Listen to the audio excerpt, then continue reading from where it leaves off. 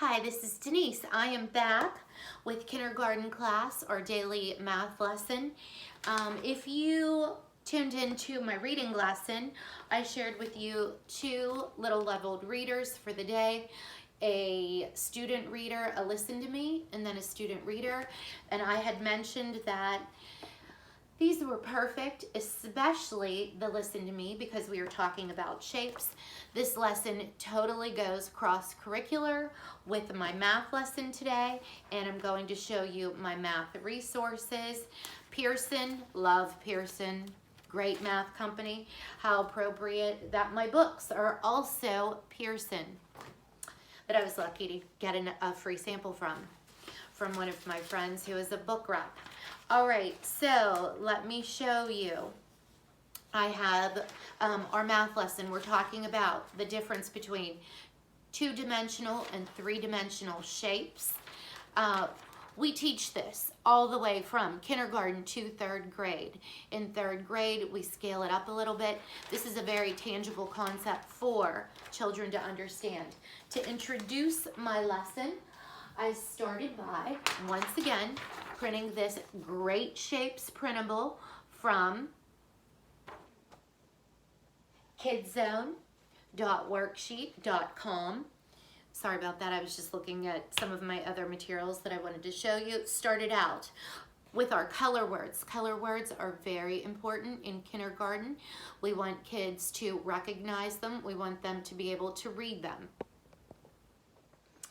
All right, so we talked about triangles, we talked about rectangles, squares, circles, ovals.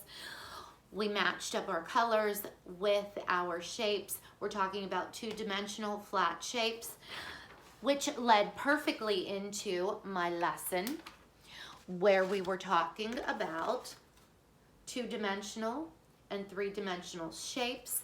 A paper plate, something you have at home. It's a flat figure. It's a two-dimensional shape. Talking about three-dimensional shapes, it's a sphere. I'm lucky enough I have an extra set from when I was teaching, purchased it myself. So I knew when I retired from teaching, I wanted to keep a lot of these resources since, of course, I purchased them myself, and I wanted to use them to reinforce someday if my daughter Valentina was struggling with homework at home. Whoever thought it would come to this. Anyways, so we have a solid figure. We have a flat figure. Paper plate, something kids can understand. They have it in their kitchen. We have a solid figure, something also that kids can understand. A basketball, a soccer ball, a golf ball, a tennis ball. Things that kids are familiar with, activities, sports that they're participating in. So we just went through our daily homework lesson. We had to put an X on our solid figures. We circled our flat figures. We finished up the lesson.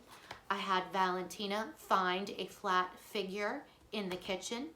She found a placemat. I had Valentina find a solid figure in the kitchen, a cereal box. Very easy, very understandable, something that you can do, doesn't require you to go out and buy anything at all, moms and dads. All right, so we're wrapping up our math lesson. I would review with some addition, subtraction facts. I do have addition and subtraction wheels that I'll show you tomorrow. It was a quick purchase that I made when all of this COVID-19 started.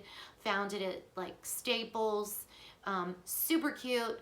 Waiting on my brass fasteners. My husband just got home, so hopefully he brought some brass fasteners home. I can get these addition and subtraction wheels together. Show you these tomorrow. Remember, it takes a village. Everybody stay kind, stay healthy, stay together, support each other, and your teachers, your community, everyone, stay healthy. Till tomorrow.